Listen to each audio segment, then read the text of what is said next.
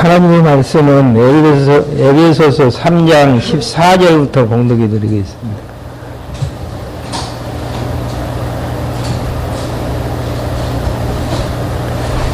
에베소서 3장 14절입니다.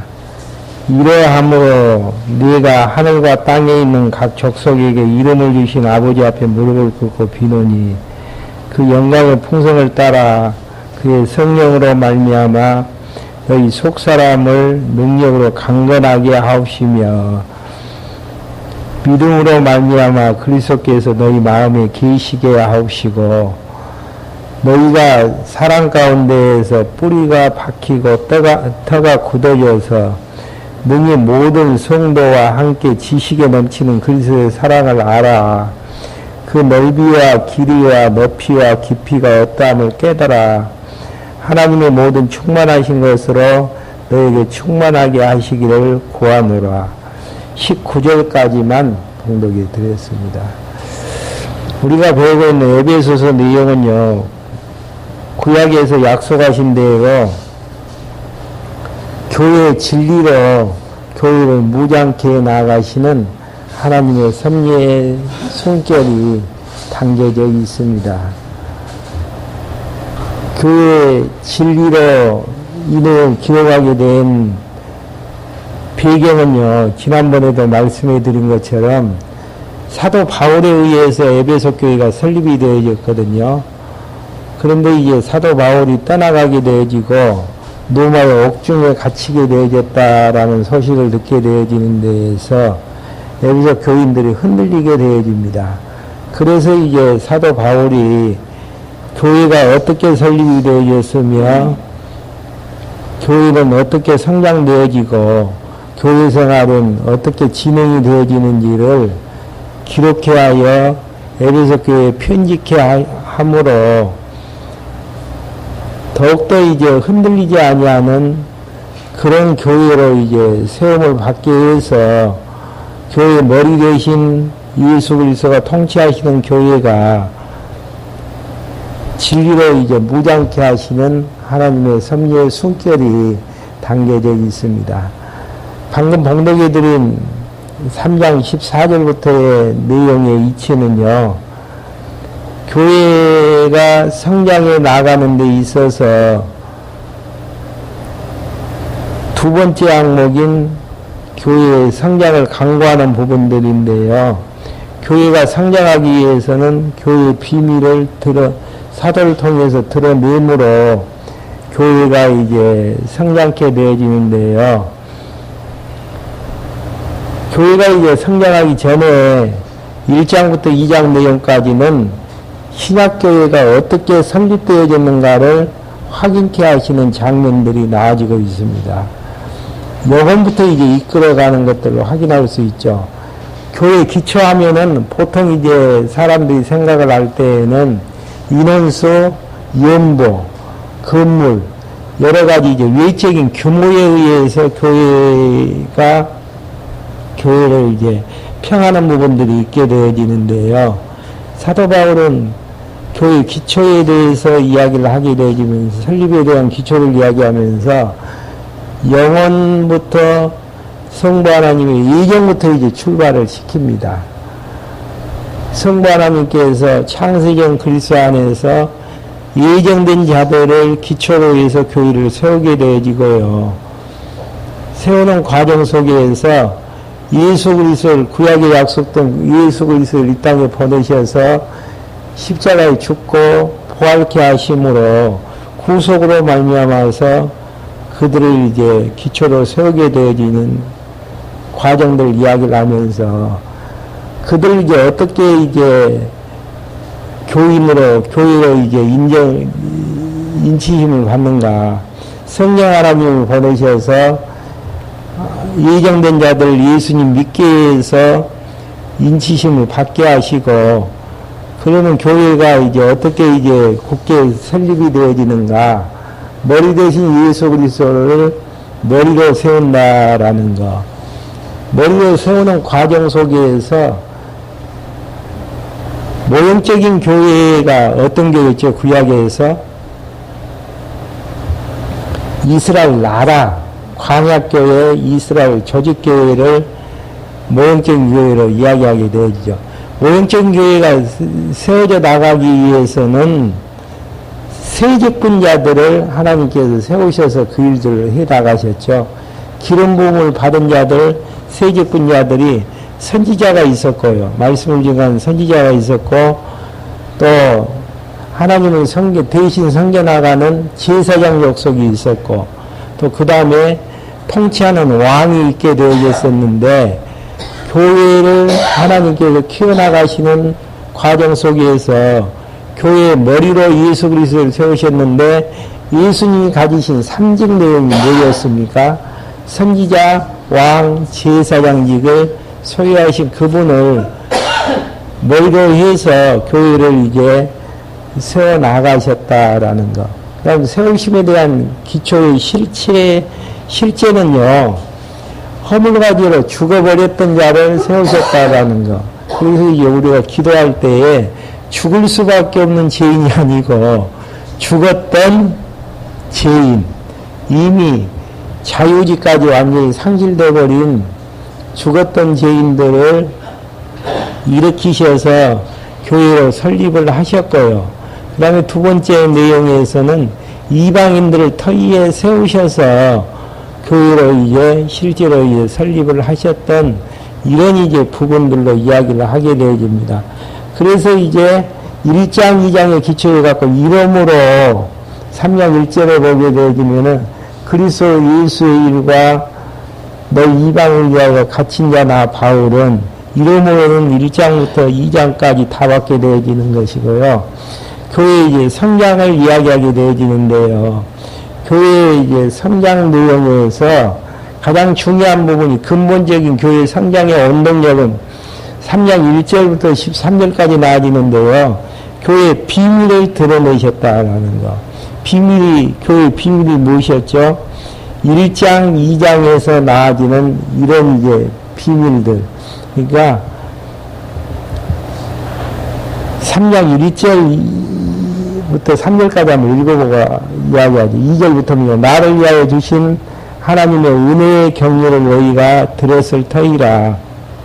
곧 계시로 내게 비밀을 알게 하신 것은 내가 이미 대강 기록한 것 같으니 1장 2장에서 이제 기록한 것 같으니 이것을 읽으면은 그리스도의 비밀을 너희가 깨달을 것을 너희가 알 수 있으리라. 그러니까 교회가 성장하기 위해서는 그리스도의 비밀인 성경 말씀을 깨닫게 해서 교회를 성장케 한다라는 것을 이제 이야기하는 부분들이고요. 그러면 도대체 성장이라는 게 무엇인가? 교회 성장이라는 게. 교회 성장이라는 게 뭐죠? 권사님?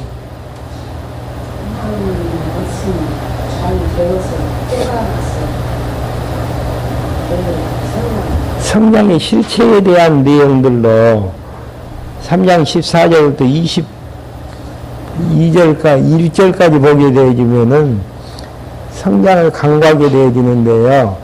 어떻게 성장하기를 강구하게 되어지는가 내용을 보게 되어지면 확인할 수 있는 대목들이죠. 먼저 이제 속사람의 강건과 그리스도의 내재와 충만함을 강구하게 되어지는 부분들이고요. 성장했다라는 이야기는 속사람, 성령의 소욕인 속사람이 성숙게 되어지는 것이고요. 그리스도가 내 안에서 내재하게 되어지는, 내재했다라는 이야기는 무슨 이야기죠? 그리스도가 내 마음을 통치하고 계신다라는 의미죠.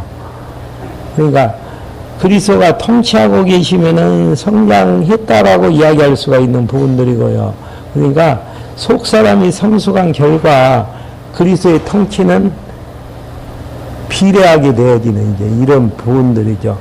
그리고 이제 그분의 사랑으로 말미암아 충만함을 강구하게 되어지는 내용들인데요. 한번 읽어가면서 확인 한번 해볼 수 있도록 하겠습니다. 3장 14절입니다. 이러함으로, 그러니까 감추어졌던 교회의 비밀을 1장, 2장에서 드러내주신 결과 이러함으로 내가 하늘과 땅에 있는 각 족속, 하늘에도 교회 지체가 있고 땅에도 있게 되어지는데 이미 이 땅을 떠나간 성도들을 하늘에 있는 족속이고요. 아직 이제 육체적인 생명이 끊어지지 아니하면서 이 땅에서 살아나가고 있는 백성들이 땅에 있는 각 족속들에게 이름을 주신 아버지 앞에 무릎을 꿇고 비노니, 이름을 주셨다라는 이야기는 각자에게 주신 은사 따라서 특징 있는 지체로 삼아 몸된 성전을 이루게 해주신 창조주 하나님을 가르치는 부분들입니다. 그러니까 지체나 여기에서 이름을 주셨다라는 의미는요, 머리 대신 예수 그리스도 위에 몸을 생각하게 되어지면은 손가락도 있고 발가락도 있고 여러 가지 이제 여러 모양의 지체들이 있잖아요. 그리고 가지고 있는 이제 은사들이 다 다르게 되어지는 것이고요. 그런 은사를 주신 아버지 앞에, 그러니까 창조주 하나님 앞에 무릎을 꿇고 비노니, 아버지 앞에 이제 무릎을 꿇고 기도하죠. 그 영광의 풍성함을 따라 이제 2절에서 이야기하는 창조하시고 각 은사를 허락해 주신, 몸의 은사를 허락해 주신 그 하나님의 영광의 풍성함을 따라 그의 성령으로 말미암아, 여기서 중요한 부분은 속사람이 강건하게 되어지는데 누구로 말미암아서입니까? 성령으로 말미암아서. 성령님께서 어떻게 역사하시죠? 지금 현재 신약시대 때는요, 뭘 통해서 역사하십니까? 하나님의 말씀을 기록해서 말씀을 깨닫게 함으로 역사를 해 나가신다라는 거. 그렇기 때문에 성령의 역사라는 것은, 하시는 사역은 성경을 기록해서 성경 말씀을 깨닫게 하는 그런 임무를 가지고 있습니다. 그 임무에 대해서 한번 확인 한번 해보실까요? 예수님께서 성령 보내시기로 약속을 해주셨는데 어떤 성령인가 한번 봐보시죠. 요한복음 14장 16절 한번 찾아보시렵니까?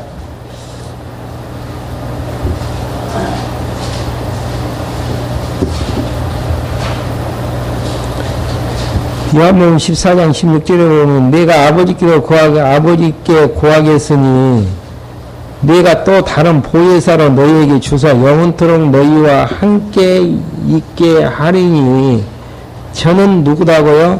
진리의 영이라. 그 다음에 좀 더 읽어보. 진리의 영이라. 세상은 능히 저를 받지 아니하니 이는 저를 보지도 못하고 알지도 못함이니라. 그러나 너희는 저를 아나니 저는 너희와 함께 거하시며 또 너희 속에 계시겠습니다. 성령으로 안에 계시겠다라는 거. 그 다음에 한 장 넘겨서요, 요한복음 15장 26절에 보게 되면은 내가 아버지께로서 너에게 보내실 보혜사 곧 아버지께로 나오시는 진리의 성령이 오실 때에 그가 나를 증거하실 것이요. 누굴 증거한다는 이야기입니까? 예수가 그리스도 되심을 증거하실 것이요. 또 16장 13절 한번 봐보실까요? 그러하나 진리의 성령이 오시면 그가 너희를 모든 진리 가운데로 인도하시더니, 성령이 오셔가지고 속사람을 키워나가시는데 어떠한 방법으로요? 진리 가운데로 우리를 인도하시기 위해서. 그 내용이 이제 디모데 후서 3장 16절에 보게 되면 나아져 있습니다. 디모데 후서 3장 16절 한번 확인 한번 해보시죠.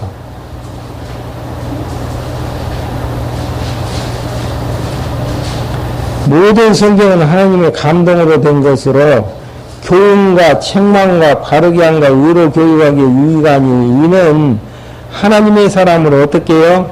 온전케 하며 모든 선한 일을 행하기에 온전케 하려 함이니라. 속사람이 성숙했다라는 이야기는 성경 하나님께서 말씀을 통해서 그렇게 하시는데, 성령은 하나님의 감동으로 된 것이기 때문에 하나님의 사람으로 온전케 하며 선한 일을 행하기 온전케 한다라는 이야기인데요. 여기에서 이제 성령이 그렇게 이제 속사람을 능력으로 강건하게 해 나가신다라는 이야기는 성령이 오셔가지고 하시는 일에 대해서 예수님이 말씀해 주셨고 사도 바울이 이미 언급한 것처럼 말씀을 통해서 속사람이 강건하다라는 것. 그래서 이제 교회가 성장했다라는 이야기는 수가 중요한 게 아니에요. 건물 외형적인 구조가 중요한 게 아니고 속사람이 얼마나 강한 성숙한 사람이 많느냐에 따라서 교회가 성숙했다 약하다 이제 판별할 수 있는 부분들이죠. 그 일은 누가 하시는 부분들이죠? 하나님께서 성령을 보내셔서 뭘 통해서요? 말씀을 깨닫게 하기 위해서. 이게 성령이 오시는 부분은 진리의 영으로 오셨기 때문에 성령의 단독적인 역사보다는 기록된 성령의 감동을 기록된 말씀을 통해서 역사하시는 부분들이 있기 때문에 성령의 역사하면은 따라지는 부분이 말씀에 의한 역사라고 이제 정의를 하시면 되어집니다. 교회 설립도 어떻게 설립이 되어지죠? 예수가 그리스도라는 하나님의 말씀을 통해서 교회가 설립이 되어지는 것이고요. 성장되어지는 것도 교회의 비밀, 결국은 하나님의 말씀이 드러나져서 깨닫게 되어지는 것을 통해서 교회가 속사람이 성숙게 되어진다라는 거. 네. 성숙하기를 원한다면은 어떻게 해야 될 것 같아요?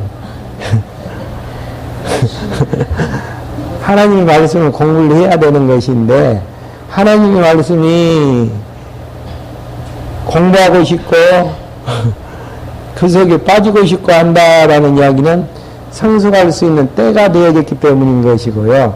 하기가 싫다라는 이야기는 무슨 이야기입니까? 아직 더디게 성장케 하시려는. 그래서 이제 베드로 전서 2장 2절 한번 봐보실까요?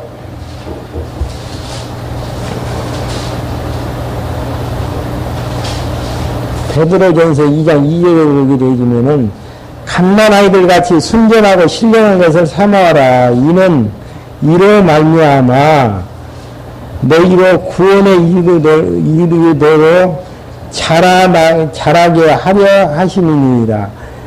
너희가 주의 인자하심을 맛봤으면은 그리하라.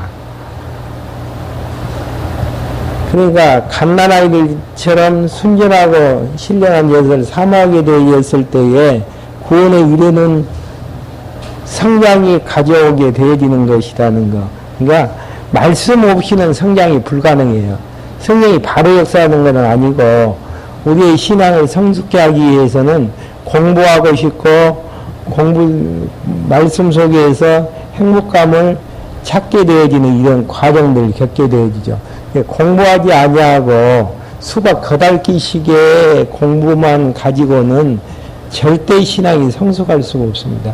그러다 보니까 이야기하게 되어지면 명제적인 이야기밖에 못하잖아요. 그걸 일체적으로 상대방에게 주들 못하는 이제 그런 경우는 말씀으로 성숙받지 못했기 때문에 이제 그런 결과를 이제 초래하는 부분들입니다. 그 다음에 이제 그래서 이제 속사람을 능력으로, 누구의 능력입니까? 성령의 능력으로 강건하게 하십니다. 성령의 능력으로 강건한다라는 이야기는 성령이 기록하신 하나님의 말씀을 통해서 그렇게 나가신다는 거. 예, 성령 하나님께서 교회를 설립하시고 양육하시고 무장케 하시는데 다 하나님의 말씀하고 관계가 있는 부분들이죠. 그 다음에 이제 두 번째 성장의 모습은요, 믿음으로 말미암아 그리스도께서 내 마음에 계시게 하옵시고, 이게 이제 두 번째 성장의 모습들이죠. 믿음으로 말미암아 그리스도께서 마음에 계시게 해달라라는 이야기는 그리스도가 자신의 영인 성령 하나님의 마음속에 계시는데, 다른 말로 하면은 계신다라는 이야기는 무슨 이야기죠? 우리 생각의 모든 것들을 지배하신다라는 의미를 가지고 있지 않습니까? 예, 통치하신다라는 거. 예, 그리스도의 통치를 받게 되어지는 성숙한 사람은 하나님이 기뻐하시는 것, 자기도 기뻐서 하게 되어지는 것이고요. 하나님이 싫어하시는 것, 하지 않게 되어지는 모습들이죠. 성숙게 되어지지 않았을 경우는 어떻게 되어지죠? 그리스도의 뜻과 무관하게 자기의 욕심껏 행하게 되어지는 부분들이죠. 그러니까 내가 성령 하나님께서 말씀으로 나를 성숙게 하셨는가 안 하셨는가를 확인을 하려면은 성령 말씀대로 사라지고 있는지 내 욕심대로 사라지고 있는지를 확인해 보면은 성숙도를 그냥 측정할 수 있는 부분들입니다. 내 마음대로 되어지는 건 전혀 없어요. 결과적인 열매를 놓고 보게 되어지면은 육체의 소욕을 하면서 하나님의 핑계를 대게 되어진다라는 이야기는 아직도 어리기 때문에 그런 역사가 있을 수밖에 없는데요. 그래서 사도 바울은 에베소 교인들이 성숙하기를 바라는 마음에서 두 번째 기도가 믿음으로 말미암아 그리스도께서 마음에 계시게 하옵시고, 너희가 사랑 가운데서, 여기서 말하는 사랑은 어떤 사랑이죠? 사랑 가운데 뿌리가 바뀌고 터가 굳어져서, 사랑 가운데에서 뿌리가 바뀌고 터가 굳어졌다라는 이야기는 흔들림이 없다라는 부분들인데, 여기서 말하는 사랑은 어떤 사랑입니까? 그리스도가 우리에게 베풀었던 사랑. 그 사랑 안에서 뿌리가 박히고 터가 굳어졌던 부분들입니다. 그리스도가 우리에게 베푸셨던 사랑은 어떤 사랑이죠?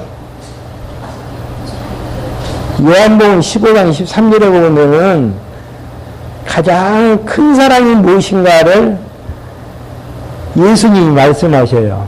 가장 큰 사랑이. 찾아보기 전에 가장 큰 사랑이 어떤 사랑일 것 같아요? 구원하신 사랑 한번 확인해 보죠. 요한복음 15장 13절에 보게 되면은 사람이 친구를 위하여 자기 목숨을 내리는 이에서 더 큰 사랑이 없나니, 목숨까지 주는 사랑이 가장 큰 사랑이라는 거. 그러면서 이제 예수님은 어떤 사랑을 우리에게 보여주셨는가? 로마서 5장 6절 한번 찾아보실까요?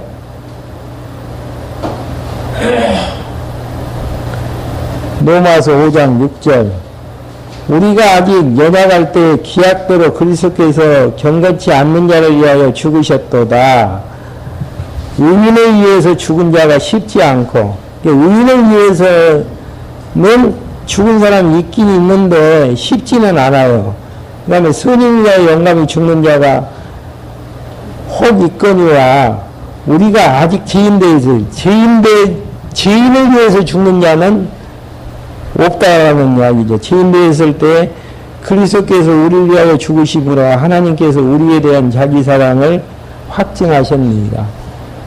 선인을 위해서 죽은 자는 간혹 있어요. 명분을 위해서, 의를 위해서 죽는 사람도 있게 되어지는 것이고요. 간혹 있지만은 죄인을 위해서 대신 죽어줄 사람은 없는데, 친구를 위해서 가장 큰 친구에 대한 사랑은 그를 위해서 생명을 내주는 것인데, 죄인에게 그 일들을 예수 그리스도를 통해서 해 나가셨다라는 이야기입니다.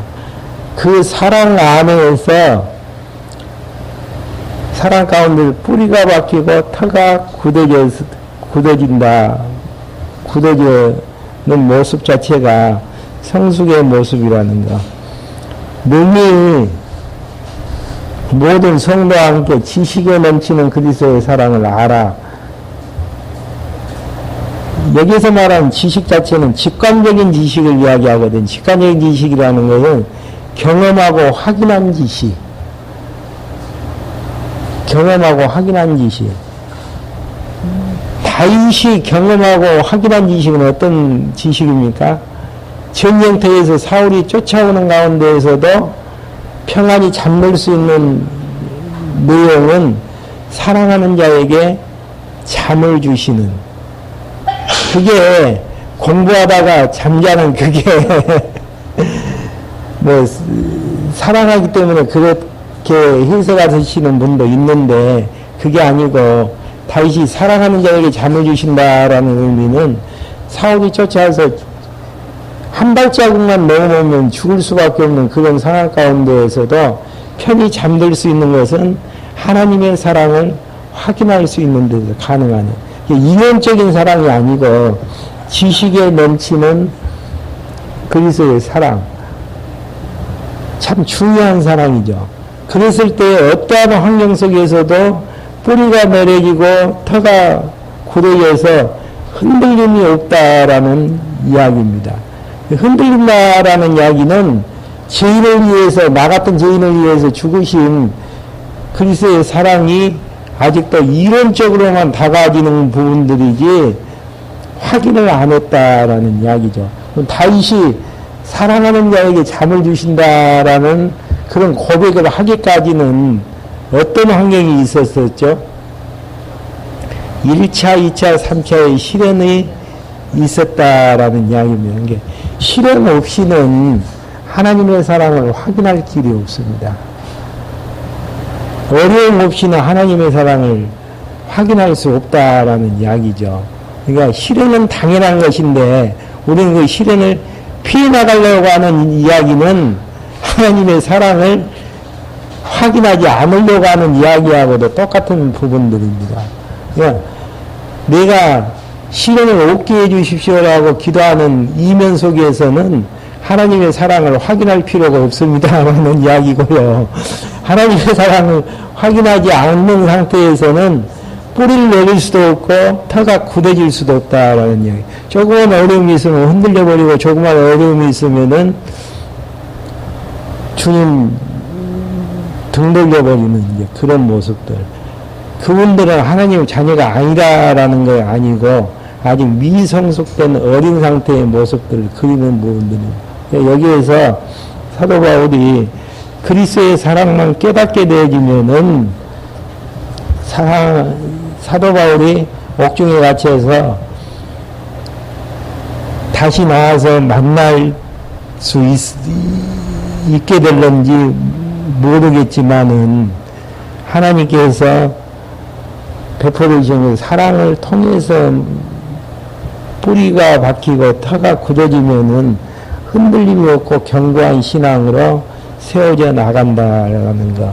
그래서 이제 3장 내용 자체가 비밀을 알게 해주심으로 결국은 그리스도의 사랑 안에서 뿌리가 박히고 터가 굳어지게 되어진다라는 거. 그 다음에 능히 모든 성도와 함께 지식에 넘치는 그리스도의 사랑을 알아. 그 넓이와 길이와 높이와 깊이가 어떠함을 깨달아. 깨닫는 게 중요해요. 입체적인 사랑의 모습들을 깨닫는 상태가 중요한 부분들이죠. 그러니까 어려움 없이는 하나님의 사랑을 절대 광야에서 깨달을 수가 없습니다. 이사야 선지자가 그 이야기 했나요? 이스라엘 백성들을 애굽에서 독수리의 날개 기드에 품고 가나안 땅으로 인도해 내신 하나님을 묘사하는 부분들이 있지 않습니까? 그것처럼 출애굽하는 과정 속에서, 그 다음에 출애굽했을 때 광야의 40년의 과정 속에서 바탕의 환경은 실행이라는 환경이라는 거예요. 엄밀히 이야기하면 하나님의 사랑을 깨닫게 하는 방법 자체가, 부모의 사랑을 깨닫게 하는 것은 풍족하게 무엇인가를 다 지어내주는 것보다는 어려움 속에서 부모의 사랑을 깨닫게 하는 그런 것들이 필요한데요. 그러니 이제 그리스도의 사랑도 마찬가지죠. 성숙하기 위해서는 이론적으로 주님께서 우리를 위해서 십자가에 죽으셨다. 그 단말이 가리고 사랑의 감동 속에서 살지는 않습니다. 어려움 속에서 다 버려보기도 하고 시편 내용을 보면은 많이 나아지잖아요. 다윗이 사랑하는 자에게 잠을 주시는도다라고 시간 고백을 하기 전에 기도했을 때 환경이 어떤 환경이 몇 기절을 생각을 해보면은요, 버리셨을 때에 하나님께서 잊어버렸을 때에 잊어버렸다라는 이야기는 광야에 단 혼자 남겨두셨는데 하나님이 안 계신 것처럼 보여져요. 하나님이 잊어버리고 자기를 잊어버린 것처럼 고난 속에서 등등으로 이제 묘사를 하게 되어지는 것인데요. 그만큼 하나님의 사랑을 깨닫고 뿌리를 내린다라는 게 쉬운 과정은 아닙니다. 근데 거저 신앙을 획득하려고 하는 데에서 그냥 방황할 수밖에 없죠.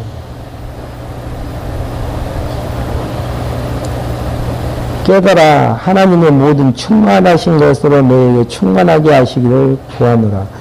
이게 이제 성숙한 모습이고, 이러한 성숙한 모습으로 하나님께서 교회를 성장케 나가신다라는 거.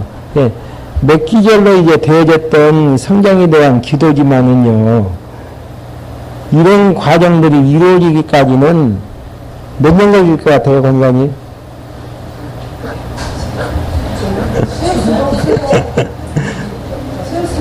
출생부터 시작해서 하나님이 불러주시기 직전의 모습까지입니다. 그러니까 안식의 땅이라는, 광야는 안식의 땅이 아니죠. 가나안 땅이 안식의 땅이죠. 그러면은 광야는 세찬 바람이 부는 여러 가지 어려운 환경이라고 생각을 하면서 당연한 것처럼 생각을 해야 되는데요. 당연한 것처럼 생각하지 않냐고 가나안 땅으로 착각을 하는 데에서 불평불만이 있다라는 이야기입니다. 고난이라는 것은 죽기 전까지, 육체적인 죽음을 당하기 전까지는 끝없이 닥치는 우리에게 주어지는 필수적인 교육의 코스라고 생각을 하셔야 되는데, 그리고 참 안식이라는 것은 요단강 건너가서 맛볼 수 있는 것이거든요. 요단강 건너가서 하는 일은 찬양하는 것인데, 찬양하기 전에 찬양거리를 준비하는 것이 광야 생활이라면은 얼마나 많은 눈물과 고통과 아픔과 남모르는 참 쓰러진 고통 속에서 하나님을 배워나가는가에 대한 해답을 얻을 수 있다면은, 그러니까 쉽게 이제 이론적으로 이런 부분들을, 속사람이 성숙하는 게, 교회 성숙이라는 것은 속사람이 성숙하는 것이단다. 참 성숙의 과정이 출생부터 시작해서 마지막 죽는 날까지 많은 연단과 시련을 통해서 하나님의 사랑을 깨닫게 한다라는 것만 아신다면은 이 신앙생활 자체가 그렇게 쉬운 것도 아니고요. 또 하나님이 하시는 일들이기 때문에 어려운 것도 아니다는 부분들입니다. 한 가지 우리에게 이제 감사할 일은 하나님께서 우리에게 감당할 만한 시험밖에 주신 일이 없다라는 거. 저는 그 이야기를 하면서 무슨 이야기를 하냐면은, 어려움이 많이 닥치면 닥칠수록 믿음이 세다는 이야기입니까? 약하다는 이야기입니까? 하나님께서 인정을 해주시는 믿음이라는 것이죠. 평탄하게 산다라는 이야기는 어린아이 신앙이기 때문에 그냥 평탄하게 살게 하는 거예요. 어린아이들 봐보면은 천진난만하지 않습니까?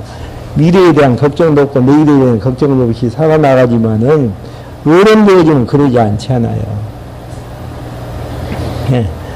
그냥 과정을 무시하는 명제적인 이야기만 가지고 자기 자신을 속여서도 안 되어지고요. 상대방을 속여서도 아니 되어지는. 그래서 이제 사도 디모데후서던가요. 너는 배우고 확신한 일에 거하라는 이야기. 이 말씀으로 얼마나 세워져야 되는가. 이 세상을 이겨나갈 수 있는 힘은 그 문제가 해결되어졌을 때 이겨나가는 게 아니고, 문제가 생겨졌을 때에 그리스도의 사랑을 배우는 작업 속에서 가능하다라는 것을 인식을 한다면은 얼마든지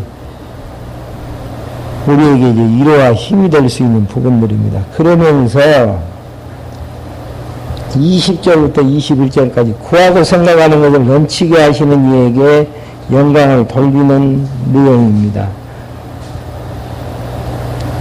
20절 한번 봐보시죠. 우리 가운데 역사하시는 능력대로 우리의 온갖 구하는 것이나 생각하는 것을 더 넘치도록 능히 하실 이에게. 참 에베소 교인들은 사도 바울이 옥중에서 나오면은 교회가 평안할 줄 생각을 했단 말입니다. 근데 그것은 에베소 교인들의 생각이고, 우리의 온갖 구하는 것이나 생각하는 것에 더 넘치도록 능히 하실 이에게. 하나님의 생각은 이사야 선지자가 그런 것을 하죠. 동이 서에서 먼 것처럼, 하늘이 땅에서 높은 것처럼 내 생각과 나 생각은 틀리다는 이야기. 이것만 이해가 되어져도 불평불만 없을 거예요. 힘 빠지는 일도 없을 것이고요. 오직은 눈앞에 있는 문제만 해결되어지면은, 야, 이제는 됐다라고 생각을 할 수 있지만은, 하나님의 하시는 일들의 깊이라는 것은 이미 창세 전부터 모든 계획을, 우리를 향한 모든 계획을 세워놓으셨단 말입니다. 우리는 사랑하는 자입니까? 미워하는 자입니까? 사랑을 받는 자죠. 그러면 이제 끝난 거 아니겠어요? 그거 생각하게 되어지면은 당당할 수가 있는 부분들이죠. 이게 이제 말씀을 통해서 확인하지 않는 상태에서 불가능한 부분들입니다. 그래서 사도 바울은 옥중에 있는 사도 바울 염려에서 옥중에서 나오기만 기다리는 에베소 교인들을 향해서 20절 내용에서 하나님을 다시 한번 확인해 주는 것, 다시 한번 읽어보죠. 우리 가운데서 역사하시던 능력대로 우리의 온갖 구하는 것이나 생각하신 것에 더 넘치도록 능히 하실 이에게. 교회 안에서, 교회는 무엇이죠? 교회의 몸을 일컫는 부분들이죠. 그리스도 예수 안에서, 그리스도 예수는 누구시죠? 교회의 머리가 되어주시는, 뭔가 머리가 되어주시는 그분에서 영광이 영원토 되도록, 영원 무궁하도록 원하게 되어진다라는 이야기입니다. 그러니까 교회를 세우신 교회를 성장케 하시는 목적이 무엇입니까? 영광 선포에 있는 것이죠. 하나님 자신에 대한 영광 선포에. 예.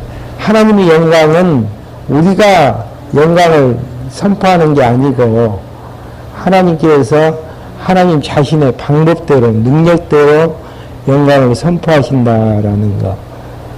이렇게 이제 하나님께서는 신약교회 사도들을 인물을 통해서 교회의 비밀을 이제 드러내셨고요.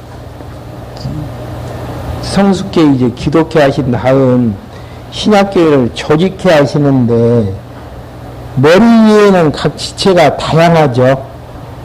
다양한 지체를 이제 조직케 하시는 이런 이제 부분들이 이제 나아지는데요. 조직이라는 게 뭡니까?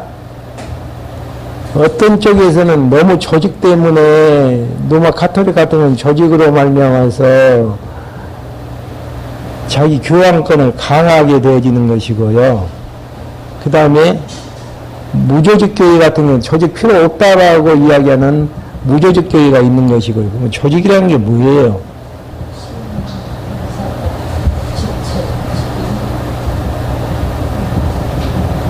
다음 시간에 한번 생각 한번 해보시오. 조직은 있어야 되는 건지 없어야 되는 것인지, 조직이란 정의는 무엇인지 한번 생각하셨다가 다음 시간에 같이 이제 정리할 수 있도록 그렇게 하겠습니다. 기도하고 말씀 마치겠습니다. 하나님 아버지, 저희를 이 시간에 불러 놓아주셔서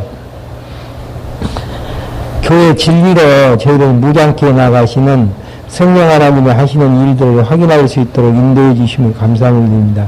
저희들 부족하고 연약하지만은 하나님께서 창세전 그리스도 안에서 사랑하셔서 선택해 주셨고 2000년 전에 예수 그리스도 보내주셔서 십자가에 죽게 하셨으며 또 성령 보내주셔서 하나님의 자녀로 인쳐주심으로 교회로 삼아주셨고 교회 머리로 예수 그리스도를 주인으로 모시며 살 수 있도록 인도해 주심을 감사함을 드립니다.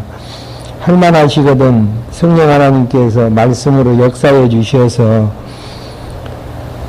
그리스도의 통치를 받는 평안하고 행복한 저희들로 인도해 주시옵소서. 예수 그리스도의 이름으로 기도했습니다. 아멘. 네. 식당 때문에 조금 빨리 끝냈습니다.